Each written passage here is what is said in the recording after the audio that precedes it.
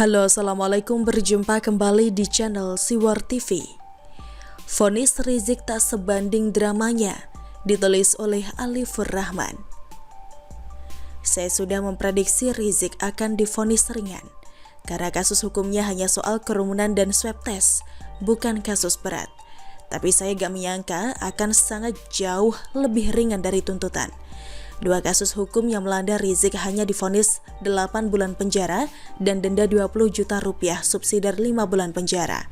Sederhananya, Rizik hanya akan menjalani 8 bulan penjara karena denda 20 itu sudah pasti bisa dia bayarkan.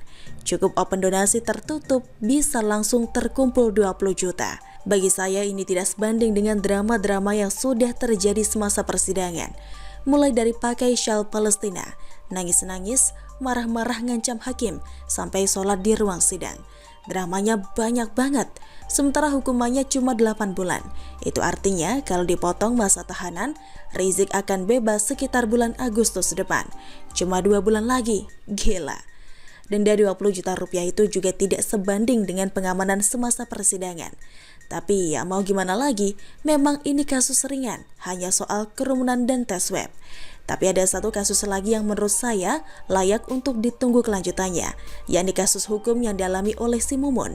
Kasus TERORISME yang melibatkan anggota ormas terlarang di berbagai daerah itu jelas kasus besar. Ancaman hukumannya pasti lebih dari 5 tahun atau bahkan hukuman mati. Pertanyaannya, apakah Rizik sebagai ketua ormas terlarang terlibat dalam kasus TERORISME yang melibatkan anak buahnya? Jika sampai ada bukti keterlibatan Rizik, maka jelas ancaman hukumannya tidak akan hitungan bulan. Tapi bagaimana kalau tidak terlibat? Itu jelas lebih menarik lagi, karena itu justru membenarkan bahwa Rizik ini hanya bonekanya Mumun yang tidak tahu apa-apa soal ormas terlarang dan jaringannya, tak tahu soal logistiknya, hanya bisa orasi dan memimpin demo. Ibaratnya kayak AHY lah, tiba-tiba jadi ketum, tapi di bawah yang mengkoordinasikan itu adalah peran SBY. Cuma bedanya AHY juga gak bisa orasi. Hahaha. Jadi misal Rizik nantinya tidak terlibat, itu artinya dia akan kembali ke tengah-tengah kita dan mungkin akan melancarkan provokasinya lagi.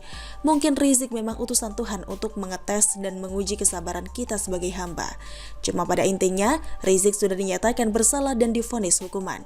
Itu saja sudah cukup untuk membuat Rizik menyandang status sebagai narapidana di 3 presiden berbeda.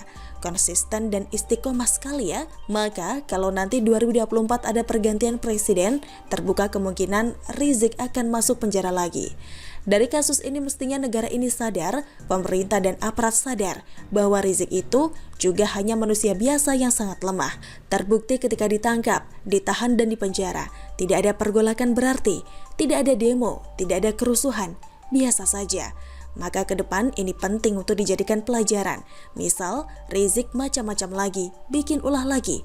Mestinya kita tidak segan-segan menangkapnya lagi. Bukankah tidak susah menangkap Rizik? Tinggal tangkap aja kan? Dan ini juga semakin meyakinkan kita bahwa pembubaran ormas terlarang yang semula sempat ragu-ragu, bahkan mundur bertahun-tahun, padahal aslinya bersamaan dengan pembubaran ormas terlarang, itu juga ternyata bukan hal yang luar biasa. Setelah ormas terlarang dibubarkan, ya tidak ada apa-apa. Prediksi gejolak dan demo yang disampaikan oleh beberapa pihak rupanya tidak terbukti di lapangan. Semoga dengan pelajaran penting ini, Indonesia bisa lebih tegas terhadap kelompok RADIKAL. Semoga Rizik menyusul orang-orang yang sebelumnya sudah pernah ditahan, yang setelah keluar jadi lebih hati-hati atau tidak menarik lagi. Jadi mari kita nikmati sampai 2 bulan ke depan atau bulan Agustus. Kita akan istirahat dari drama-drama Rizik. Berharap nanti di bulan Agustus tidak ada drama lanjutan. Tapi misal Rizik nantinya masih tetap seperti biasa, kembali menebar propaganda, mungkin memang itulah konsekuensi negara yang punya partai dengan ideologi berbasis Ikhwanul Muslimin. Orang-orang seperti Rizik akan selalu dimanfaatkan untuk menarik suara demi sebuah hasil kemenangan di pemilu. Ya, samalah seperti penyanyi dangdut yang ada di semua kampanye. Tugasnya memang menarik kerumunan, bedanya kalau penyanyi dangdut enak dilihat. Sementara Rizik, ya begitulah kura-kura. Bagaimana menurut Anda? Silahkan tulis komen Anda di kolom komentar. Jangan lupa untuk like, subscribe, dan share. Siwar TV pamit, sampai jumpa. Wassalamualaikum warahmatullahi wabarakatuh.